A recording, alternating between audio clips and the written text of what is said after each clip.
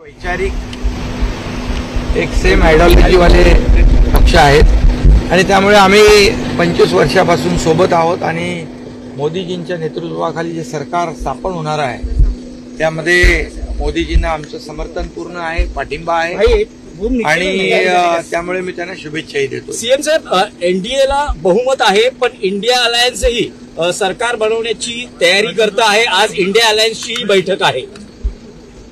आता म्हणतात ना, गिरे तो भी टांग ऊपर, तशातला प्रकार आहे। कारण त्यांनी अगोदर देखील म्हटलं होतं की एक मोदी द्वेषाने पछाडलेले लोक, मोदी हटाव, मोदी हटाव, मोदी हटाव, मोदी हराव, मोदी हराव, बाकी दुसरा काय अजेंडा त्यांच्याकडे नव्हता। पण मोदीजींकडे विकासाचा अजेंडा होता आणि काही लोक म्हणाले आता मोदीजींना तडीपार करा, तडीपार करा। तर या देशातल्या जनतेने बोलणाऱ्यांना, इंडिया अलायन्स वाल्यांना सत्तेपासून रोखून त्यांनाच तडीपार केलेला आहे। त्यामुळे मोदीजींच्या विकासाला लोकांनी मतदान केलं आणि एनडीएचं मेजॉरिटी झालेली आहे। त्यामुळे मेजॉरिटी झालेली असताना तुम्ही सरकारची स्वप्न पाहणं म्हणजे मुंगेरी लाल की हसीन सपने पाहण्यासारखं आहे। त्यामुळे त्यांना त्यांचं लखलाभ हो। आम्ही एवढंच सांगतो, मोदीजींच्या नेतृत्वाखाली 10 वर्ष मोदीजींच्या सरकारने एनडीएने काम केलं आणि जे काम केलं त्या कामाच्या जोरावर या ठिकाणी लोकांनी त्यांना आशीर्वाद दिले। आता मिळालेली पुढची 5 वर्ष अधिक जोमाने, अधिक वेगाने मोदीजींच्या नेतृत्वाखाली एनडीए सरकार काम करेल।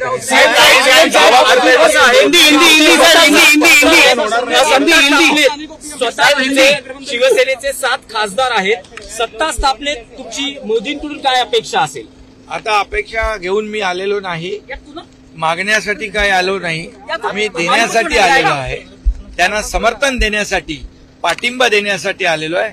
बाकी विषय जे आहेत ते नंतर होतीलच, परंतु आज मी काही मागण्यासाठी नाही, त्या मोदीजींना पाठिंबा देण्यासाठी, समर्थन देण्यासाठी।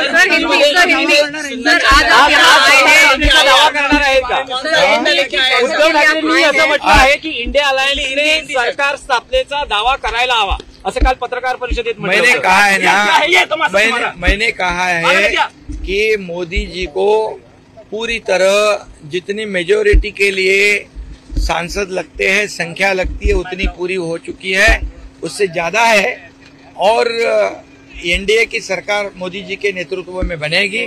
उनका मैं अभिनंदन करता हूं और उनको आज मैं समर्थन देने यहाँ पर आया हूं, शुभकामनाएं देने आया हूं।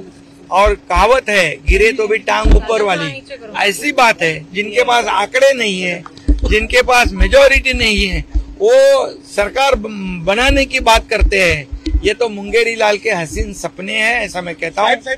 और निश्चित रूप से आपको इतना ही कहूंगा, 10 साल मोदी जी को जो मिले, 10 साल में जो उन्होंने इस देश का विकास किया है, देश का विकास, देश को बहुत ही ऊंचाई पर ले गए।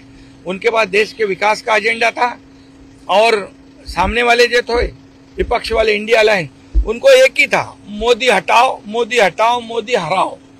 ये ऐसे जो पीड़ित लोग थे, वो लोगों को, जो कई लोग कहते थे कि मोदी जी को तड़ीपार करो, तो तड़ीपार इस देश की जनता ने उनको किया है। सत्ता से रोककर जो बोलने वाले हैं उनको ही तड़ीपार कर दिया, उनकी जगह उनको दिखा दी है। महाराष्ट्राचे निकाल आले, महायुती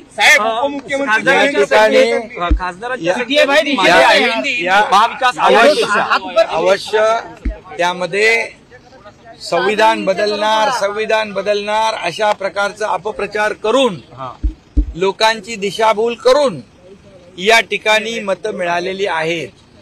परंतु मतांची टक्केवारी जर पाहिली मुंबईमध्ये तर महायुतीला 2 लाख मतं महाविकास आघाडीपेक्षा जास्त मिळालेली आहेत आणि टोटल मतदान जे आहे, टोटल मतदान देखील एक समान झालेलं आहे।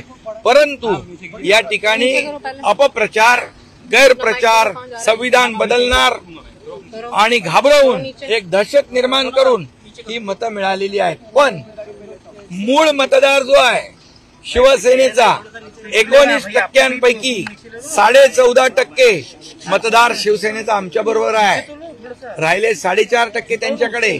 आणि मग इतर जी मतं मिळालेली आहे ही दहशत दाखवून संविधानाचा बागुल बुवा दाखवून लोकांची फसवणूक करून दिशाभूल करून घेतलेली मतं आहेत. हे कायम टिकणारं नाही, हे टेम्पररी आहे. त्यामुळे नक्की आम्ही जो विकासाचा अजेंडा घेऊन निघालोय देशात पण आणि राज्यात पण, तो आम्ही तसंच पुढे चालू. मुस्लिम समाजाने मतदान महाविकास आघाडी आणि शिवसेनेने उभा केलेला आहे.